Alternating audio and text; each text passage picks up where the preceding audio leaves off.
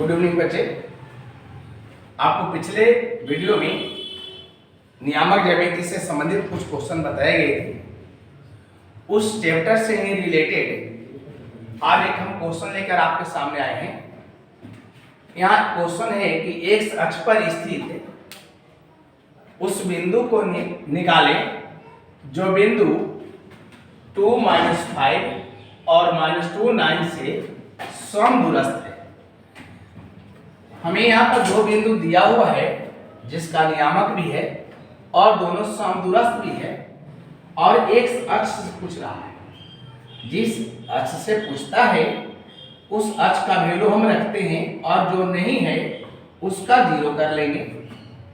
X अक्ष से पूछता है तो एक्स का x रहेगा और y 0 हो गया। ये दो बिंदु हो गया A और इसका बिंदु ले लिए B। इसका कोऑर्डिनेट आपका x और 0 हो गया, यह बिंदु O हो गया। यह दोनों बिंदु जो है समदूरस्थ कह रहा है।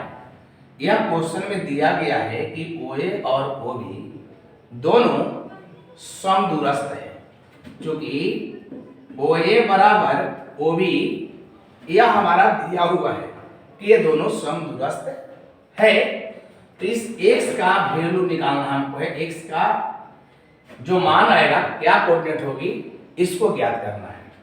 तो OA बराबर OB हम इसको लिख सकते हैं कि OA स्क्वायर बराबर OB स्क्वायर भी कर सकते हैं। जब यह OA या OB बराबर तो उसका स्क्वायर भी क्या हो जाएंगे, बराबर होंगे।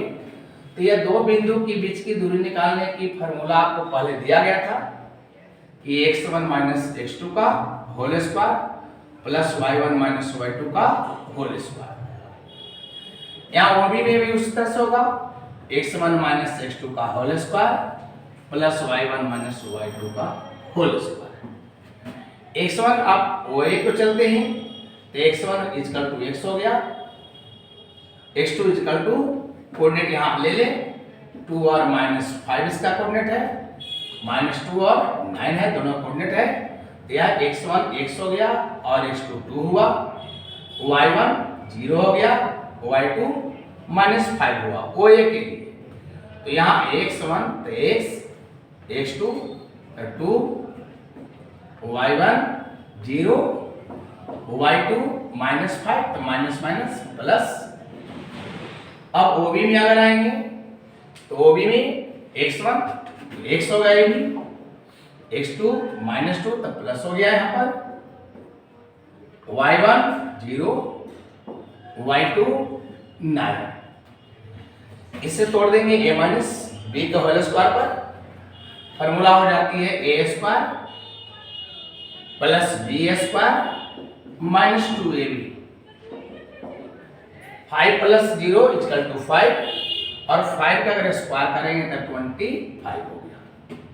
a टू जाएगा a + b के होल स्क्वायर पर, a square plus b square plus 2ab बच गया 0 - 9 = -9 का स्क्वायर हो जाएगा। यहां से देखते हैं x स्क्वायर क्रॉस कर देंगे हम इसको, 2 4 हो गया माइनस, ये 2 से 2 को मल्टीप्लाई कर लेंगे तो 4 हो गया, 4x हो गया प्लस 25 हो गया। यहाँ 2 का स्क्वायर करेंगे तो इसमें भी 4 होगा, प्लस 2 4 ये भी हो गया और प्लस 9 का स्क्वायर करेंगे तो 81 हो गया। इसे हम फैक्टर कर दिए a - b के होल स्क्वायर पर, इसको कर दिए a + b के होल स्क्वायर पर। अब यहाँ 4 और 25 को ऐड कर लेंगे तो आ जाएगा 29 - 4x, या 4 और 81 को ऐड करेंगे तो यह हो जाएगा 85 प्लस 4x। यह दोनों सेम राशि है, 4x ये भी 4x यानी वेरिएबल राशि है। ये दोनों कांस्टेंट है, इस कांस्टेंट को इस साइड ला देंगे। यहाँ पर आपका 29 - 85 हो जाएगा और 4x प्लस 4x माइनस था, इस साइड ट्रांसफर करेंगे तो प्लस हो जाएगा। दोनों को अगर हम जोड़ लेते हैं तो यहाँ पर इसको तो 85 में से 29 को घटा लेंगे तो मेरा आ जाएगा 15 में से उसको डालेंगे 9 तो यह हो जाएगा 6, ये 7 बच गया बाबू, 7 में से 2 जाएगा तो 5 -5 हो गया। और यहाँ पर क्या हो गया 8x। हम इसका x का वैल्यू निकाल लेंगे, तो x इक्वल टू -56/8 हो गया। यह क्रॉस हो जाएगा, 8 से कट जाएगा और 56, तो 8 से काटेंगे तो -7 आ गया। तो हमारा x का वैल्यू आ गया। x का वैल्यू क्या आया? -7।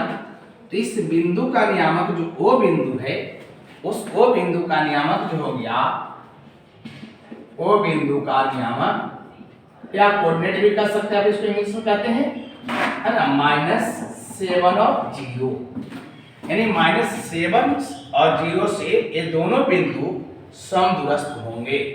इस प्रकार जो है हम किसी भी संबंधित इस तरह के क्वेश्चन को हम हल कर सकते हैं।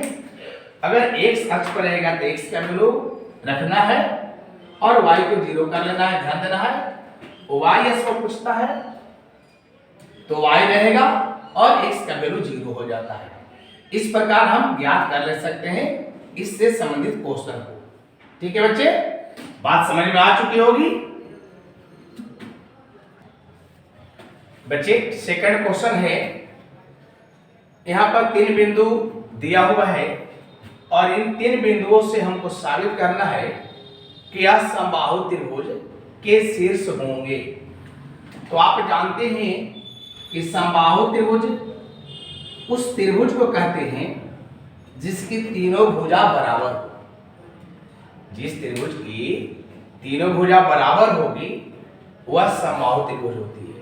आप पीछे क्लास में भी पढ़ चुके हैं और यह आसानी से आप जानते भी हैं।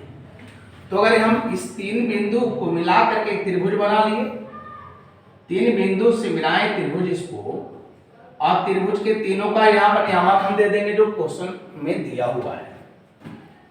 एक का नियामक हो गया 1√3, यह आपका 1 है, 3√3 है, और इसका कोऑर्डिनेट 4 2√3 है।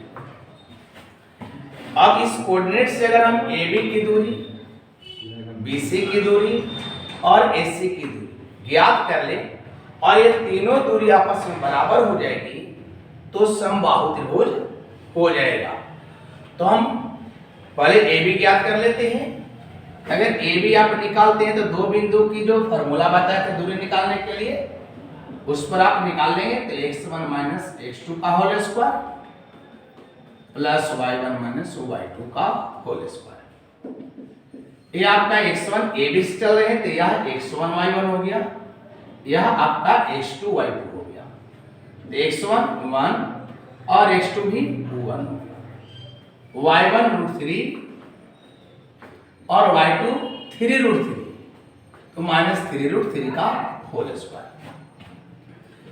अब इसको 1 में से 1 गया इक्वल टू 0 हो गया बच्चे, और 3√3 है और √3 में से घटेगा 3√3 इक्वल टू बचेगा -2√3। 2√3 यानी यह 3√3 है और यह 1√3 है। तो यहाँ 1 में से 3 घट रहा है इसलिए माइनस में 2√3 होगी। अब इसको 0 हो गया, 2√3 के स्क्वायर इसको कर लेंगे तो 2 दूनी की 4 4 तिहाई 12 हो गया।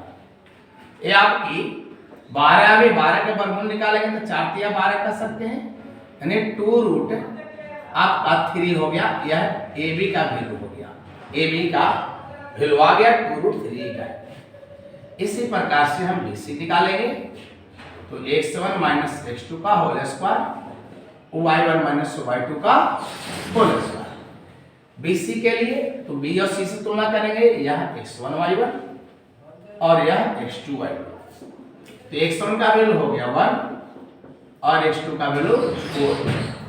तो 1 - 4 का होल स्क्वायर, y1 3√3 और y2 2√3 का होल स्क्वायर। 1 में से 4 होगा घटेगा -3 का स्क्वायर आएगा बाबू, प्लस 3√3 में से 2√3 घटेगा तो √3,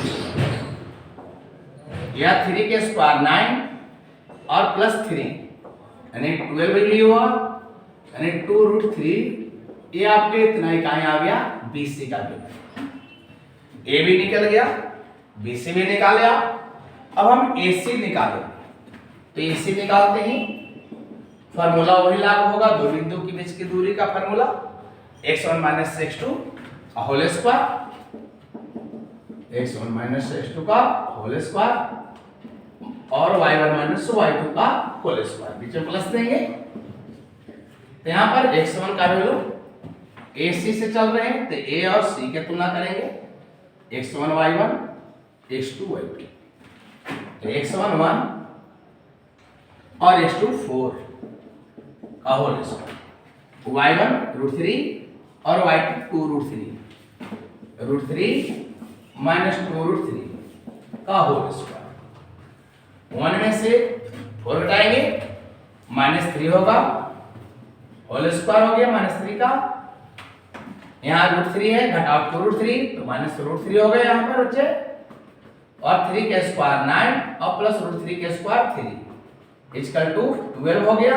दोनों का ऐड करेंगे तब यानी 2√3 या इसका वैल्यू हो गया।